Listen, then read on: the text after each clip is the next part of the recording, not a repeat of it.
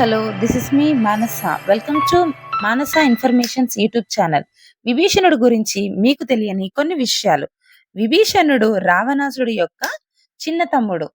విశ్రవసు, కైకసికి దంపతులకు కలిగిన సంతానమే రావణాసుడు, కుంభకర్ణుడు, శూర్పణఖ, విభీషణుడు.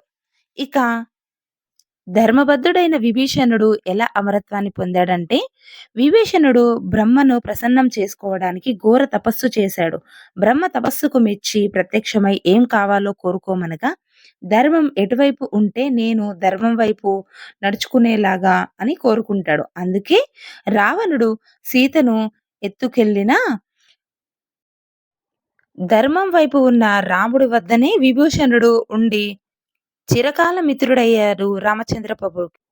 విభీషణుడు లంకకు మంత్రిగాను, ఇక విభీషణుడి భార్య పేరు శర్మ, కూతురి పేరు త్రిజట. వీరు కూడా ధర్మభద్రంగా ఉండేవాళ్ళు.